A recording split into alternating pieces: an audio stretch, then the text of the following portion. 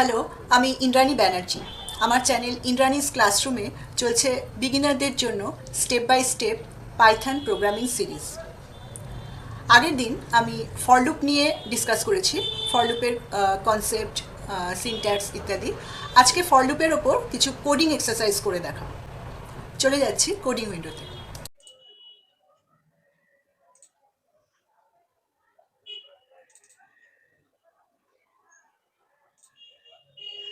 প্রথমে আমরা একটা লিস্ট ক্রিয়েট করব এবং সেখানে কিছু নাম্বারস রাখবো। লিস্টটার নাম দিচ্ছি লিস্ট 1।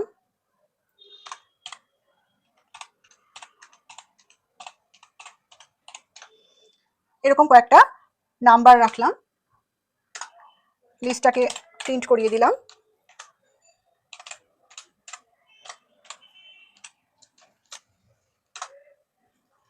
আচ্ছা, এবার এই লিস্টের প্রত্যেকটা আইটেমের স্কোয়ার করব ফর লুপের মাধ্যমে।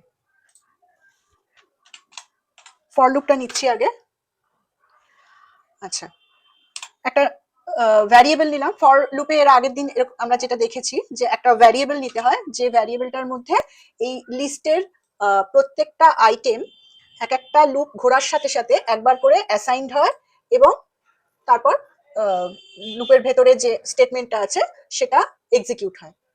আচ্ছা, আই ইন মেম্বারশিপ অপারেটর। এবারে লিস্ট 1 অর্থাৎ এই সিকোয়েন্সটার নামটা দেব, এই যে লিস্ট 1 যার মধ্যে আমার নাম্বারস গুলো আছে সেই লিস্টের নামটা দেব।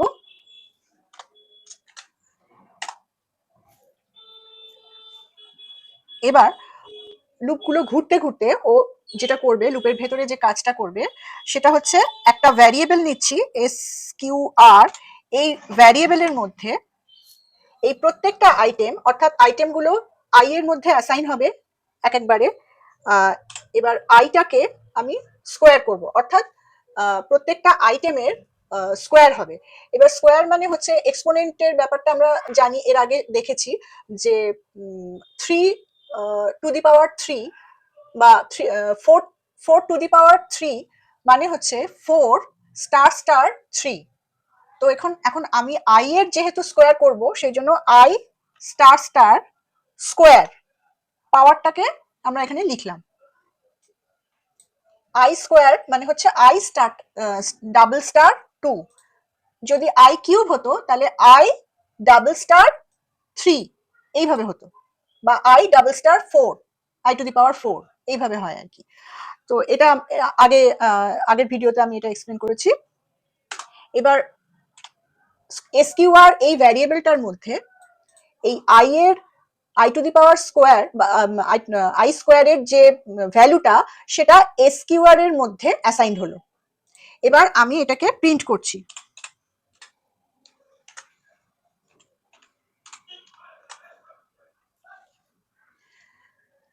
তাহলে প্রত্যেকটা লুপ ঘোরার সাথে সাথে লুপটা যখন প্রথম স্টার্ট হবে তখন আই এর মধ্যে অ্যাসাইন্ড হবে 2, তারপর 2**2 যেটা হবে সেটা SQR এর মধ্যে রইল।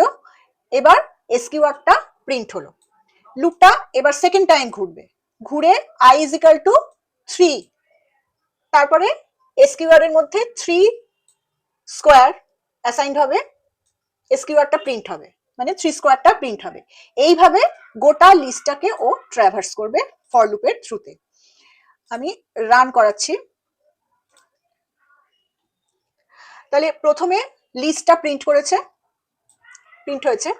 এবার যতবার লুপটা ঘুরছে, এই যতগুলো আইটেম আছে ততবার লুপটা ঘুরবে এবং ঘুরতে ঘুরতে ও এক একবার এই 2 এর স্কোয়ার 4, 3 এর স্কোয়ার 9, 4 এর স্কোয়ার 16, 5 এর স্কোয়ার 25 এইভাবে প্রিন্ট করতে করতে যাবে। এবার ফর লুপের মধ্যে আমি এই যে ইন্ডেন্টেশনটা দিয়েছি তার মানে পুরো জিনিসটা ফর লুপের মধ্যে রয়েছে। আচ্ছা, এবার আমি আরেকটা জিনিস করতে চাইছি। এইখানে আমি এখানে তো জাস্ট পরপর প্রিন্ট হয়েছে। আমি চাইছি এই স্কোয়ার করার পরে যে ভ্যালুগুলো বেরোবে সেই ভ্যালুগুলো, মানে এই ভ্যালুগুলো আরেকটা নতুন লিস্টের মধ্যে স্টোর হয়ে আমাকে দেখাবে বা প্রিন্ট করাবে। তো তার জন্য আমি আরেকটা লুপ নেব, আরেকটা লিস্ট নেব। সেই লিস্টটার নাম ধরা যাক SQR underscore list, square list আর কি। এটা একটা এমটি লিস্ট নিলাম, এখানে এখন পর্যন্ত কোনো ভ্যালু নেই। আচ্ছা, এবার আমরা এই লিস্টের ভিডিওতে আমরা দেখেছি যে এখানে একটা অ্যাপেন্ড মেথড আছে। এর আগে আমি এটা এক্সপ্লেন করেছি যে অ্যাপেন্ড মেথডটার থ্রুতে যেটা হয় সেটা হচ্ছে লিস্টের মধ্যে 1 বাই 1 ভ্যালু অ্যাড করা যায় অ্যাপেন্ড মেথডের থ্রুতে, এবং সেই ভ্যালুগুলো একদম লাস্টের দিক থেকে অ্যাড হয়। মানে একটা লিস্টে যদি 2, 3, 4 থাকে, তাহলে আমি যদি 5 অ্যাড করতে চাই তাহলে 4 এর পরে গিয়ে 5টা অ্যাড হবে, মানে লাস্টের দিক থেকে ও অ্যাড করবে ভ্যালুগুলো। এটা হচ্ছে অ্যাপেন্ডের কাজ। এবার আমি কি করছি, এই যে SQR আন্ডারস্কোর লিস্ট, এই যে লিস্টটা আছে, এইখানে আমি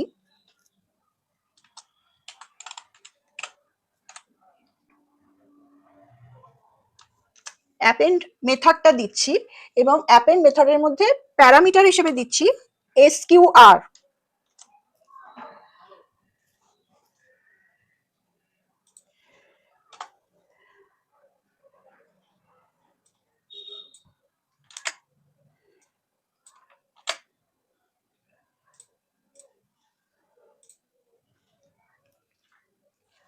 আচ্ছা, তাহলে কি দাঁড়াচ্ছে যে এখানে SQR এর মধ্যে স্কোয়ার ভ্যালুগুলো ঢুকলো এই লাইনটাতে।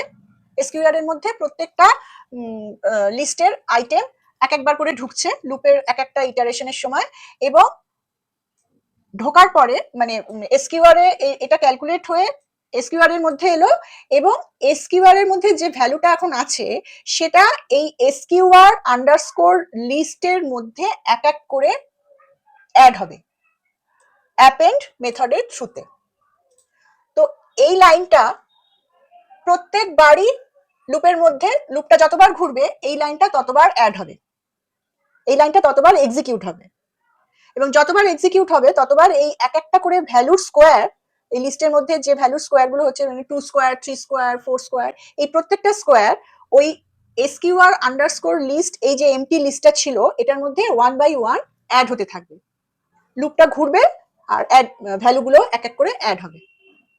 এবার পুরো ভ্যালুগুলো অ্যাড হয়ে যাবার পরে লিস্টটা যখন কমপ্লিট হয়ে গেল, তখন ফর লুপের বাইরে এসে লিস্টটাকে প্রিন্ট করা হলো। এই প্রিন্টটা কিন্তু লুপের বাইরে, লুপের বাইরে কি করে আমরা বুঝছি, কারণ এই ইন্ডেন্টেশনের মধ্যে নেই, ইন্ডেন্ট ও কিন্তু ইন্ডেন্টেড নয়, মানে ফর লুপের জন্য যে ইন্ডেন্টেশনটা এর আগের দুটো লাইনে হয়েছে, এই লাইনটা আর এই লাইনটা, এখানে কিন্তু প্রিন্ট স্টেটমেন্টে কিন্তু সেটা নেই, তার মানে প্রিন্ট স্টেটমেন্টটা ফর লুপের বাইরে। আচ্ছা, এই প্রিন্ট স্টেটমেন্টটা আমি আরেকটা জিনিস দেখাচ্ছি, যদি এটা যদি ফর লুপের ভেতরে থাকতো তাহলে কি হতো, তাহলে প্রত্যেক লাইনে যতবার করে একটা করে নাম্বার SQR লিস্টে ঢুকছে ততবার করে ও একবার করে প্রিন্ট হয়ে যেত। এই যে প্রত্যেকবারই প্রত্যেক লাইনে একবার করে প্রিন্ট হয়েছে, প্রত্যেকটা আইটেম একবার করে অ্যাপেন্ড হয়েছে, অ্যাড হয়েছে এবং একবার করে প্রিন্ট হয়েছে। কিন্তু সেটা তো আমরা চাইছি না, আমরা চাইছি পুরো লিস্টটা ভর্তি হয়ে যাবে, তারপর ফাইনালি ও লিস্টটাকে প্রিন্ট করবে। তো সেটাই হয়েছে।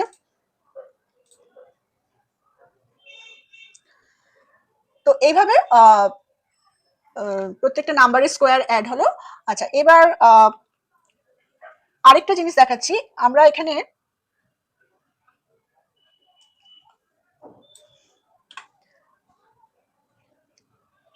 আরেকটা জিনিস বার করব যে এইখানে যতগুলো আইটেম আছে তার মধ্যে মানে ফর লুপ হতে হতে ফর লুপের মধ্যে আমরা একটা if else checking Dev.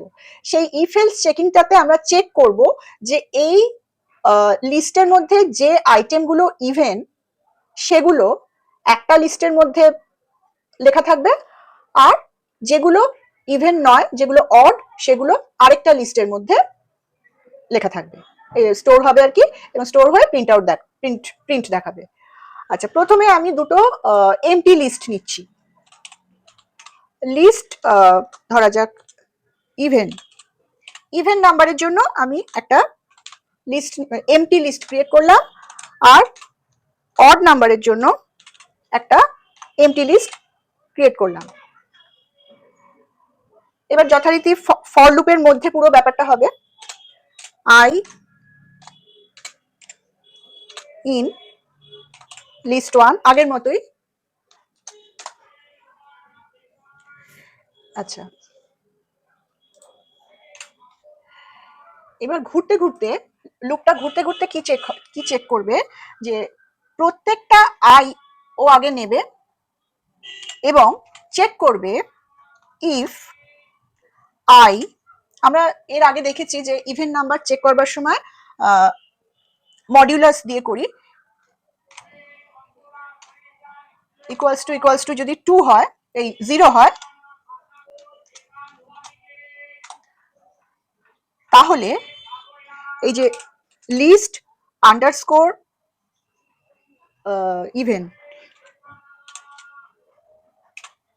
Even এইটার মধ্যে অ্যাপেন্ড মেথড ইউজ করে ঢুকে যাবে আই।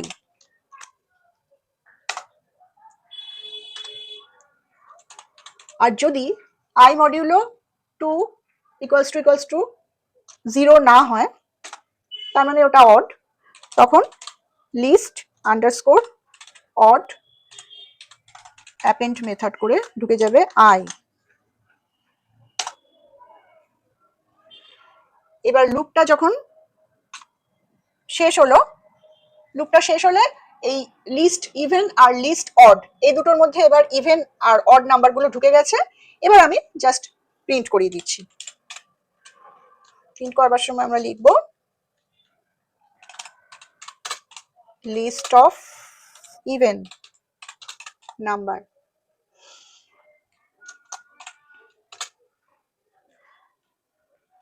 List underscore even.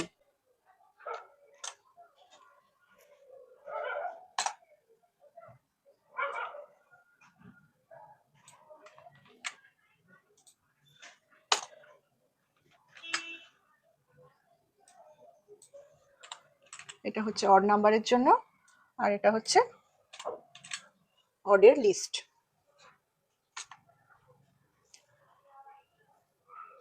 আচ্ছা, এবারে দেখা যাক রান করে কি হচ্ছে। আচ্ছা, প্রথমে লিস্টটা যথারীতি প্রিন্ট করে দিয়েছে। এবার এই ফর লুপের আই যখন ফার্স্ট লুপটা যখন ঘুরছে, তখন লুপের মধ্যে প্রথমে ঢুকে আই এর মধ্যে 2 অ্যাসাইন হয়েছে। এবার 2 কে নিয়ে ও দেখবে যে ইফ কন্ডিশনটা স্যাটিসফাই হচ্ছে কিনা। এখানে স্যাটিসফাই হচ্ছে, তখন 2টা গিয়ে ঢুকবে এখানে ইফ কন্ডিশনের মধ্যে, মানে লিস্ট আন্ডারস্কোর ইভেন যে লিস্টটা, সেই লিস্টটার মধ্যে 2টা অ্যাড হবে। এবার লুপটা আবার ঘুরে গেল, ঘুরে এবার আই ইকুয়ালস টু 3 অ্যাসাইন হলো। এবারে আবার চেকিং হবে 3 মডিউলো 2 ইকুয়ালস টু 0 কিনা। এখানে কিন্তু কন্ডিশন স্যাটিসফাই হচ্ছে না, সেই জন্য ও এলস পার্টে চলে যাবে। যখনই ইফটা স্যাটিসফাই হবে না, তখনই ইফের আন্ডারে এই যে স্টেটমেন্টটা আছে এটা আর এক্সিকিউট হবে না। কন্ডিশন যখন স্যাটিসফাই করেনি, তার মানে ওটা এলস পার্টে চলে যাবে এবং এলসে গিয়ে এলসের যে কোডিং স্টেটমেন্ট সেটাকে এক্সিকিউট করবে। হয়ে গেল। এবার তাহলে যে যে নাম্বারগুলো ইভেন, সেইগুলো লিস্ট আন্ডারস্কোর ইভেনে অ্যাড হবে, আর যে যে নাম্বারগুলো অড সেগুলো লিস্ট আন্ডারস্কোর অডে স্টোর হবে। হয়ে পুরো লুপটা যখন শেষ হয়ে গেল, একদম 8 নাম্বার পর্যন্ত লিস্টটা যখন চেকিং হয়ে সবকিছু যেটা যে লিস্টে ঢুকে গেল, এরপর ফাইনালি লুপের বাইরে গিয়ে প্রিন্ট হবে যে এই যে output list of even number বলে। এটা এই লিস্টটাতে শুধুমাত্র ইভেন নাম্বার স্টোর হয়েছে, আর এইটাতে শুধুমাত্র অড নাম্বার স্টোর হয়েছে। তো ফর লুপের মাধ্যমে এইভাবে জিনিসটা হচ্ছে। আচ্ছা, আরেকটা জিনিস বলে দিই যে এখানে যদি আমি এখানে তো আমি পুরো নাম্বারগুলোকে আমি মানে স্টোর করে রেখেছি, কিন্তু এখানে আমি যদি ইউজারের কাছ থেকে ইনপুট নিতে চাই, ইনপুট ফাংশনের থ্রুতে নিলাম ইনপুট,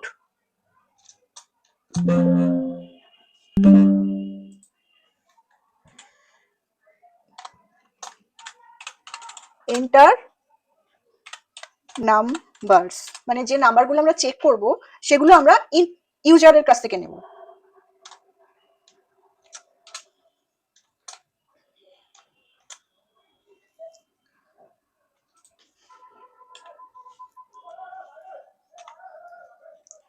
আচ্ছা, প্রথমে ও প্রিন্ট আউট হলো। আচ্ছা, তারপরে এখানে একটা শুধু জায়গা আমি চেঞ্জ করব, যে যখন ইউজারের কাছ থেকে ইনপুট নেওয়া হয় তখন ওটা তো স্ট্রিং হিসেবে আসে। এবার এখানে যখন আমি ক্যালকুলেশন করতে যাব তখন তো এটা আমার মানে অ্যাজ এ নিউমেরিক্যাল ভ্যালু চাই, সেজন্য আমাকে ইন্টে কনভার্ট করতে হবে। আচ্ছা, যদি কনভার্ট না করি তাহলে কি হয়? এন্টার নাম্বার 2 3 4 5 6, এই যে টাইপ এরার দেখাচ্ছে, টাইপ এরার। তো এখানে আমাকে যেহেতু আমি এখানে ইন্টে কনভার্ট করিনি, এই লাইনে আমি ইন্টে কনভার্ট করিনি, তো আমাকে যখনই ক্যালকুলেশনটা করতে হবে, এই ফর লুপের মধ্যে আমি যখন আই নিয়ে ঢুকবো তখন কিন্তু আমাকে ক্যারেক্টার হিসেবেই ঢুকতে হবে, স্ট্রিং হিসেবেই ঢুকতে হবে, না হলে কিন্তু ওটা এরার দেবে। সেই জন্য কারণ এটা একটা লিস্ট এবং লিস্টের প্রত্যেকটা এটাকে ক্যারেক্টার হিসেবে কনসিডার করা হয়, স্ট্রিং হিসেবে কনসিডার করা হয়। সেই জন্য আমি I for I in list 1 এই অবধি আমাকে কিন্তু আইটাকে ক্যারেক্টার হিসেবেই রাখতে হবে। এই জন্য আমি এইখানে ইন্টে কনভার্ট করিনি, আমাকে ইন্টে কনভার্ট করতে হবে যখন ক্যালকুলেশন করছি। তার মানে এই লাইনটায় এসে আমি ক্যালকুলেশনটা করছি, সেই জন্য এইখানে এসে আমাকে ইন্ট আইটাকে এইখানে এসে আমাকে ইন্টে কনভার্ট করতে হবে, কারণ ক্যালকুলেশনটা এখান থেকেই শুরু হচ্ছে। এর আগে পর্যন্ত আই যদি ক্যারেক্টার হিসেবে থাকে তবেই ঠিক আছে, কিন্তু এখানে যেহেতু আইটাকে নিয়ে আমাকে কিছু একটা ক্যালকুলেশন করতে হবে, ক্যালকুলেশন মানে সেটা আর স্ট্রিং এ থাকলে চলবে না, সেটাকে আমাকে নিউমেরিক্যাল ফর্মে আনতে হবে, সেজন্য আমাকে ইন্টে কনভার্ট করতে হবে। তো এইখানে এসে আমি এই আইটাকে ইন্টে কনভার্ট করে তারপরে আমি চেকিংটা করব। এবার রান করাচ্ছি। enter numbers 2 3 4 5 6 7 8, এখানে কিন্তু আর কোনো এরর দিল না। তাহলে এখানে এসে চেকিংটা হলো, চেকিং হয়ে ইভেন নাম্বারের লিস্ট আর অড নাম্বারের লিস্টে নাম্বারগুলোকে স্টোর করে তারপরে প্রিন্ট আউট দিল। এখানে একটু সরিয়ে দিই। তো এটা হচ্ছে ফর লুপের থ্রুতে এই কোডিং এক্সারসাইজ গুলো করলাম। আজকে এই পর্যন্তই, নেক্সট দিন আবারও এরকম একটা কোডিং এক্সারসাইজ নিয়ে চলে আসবো।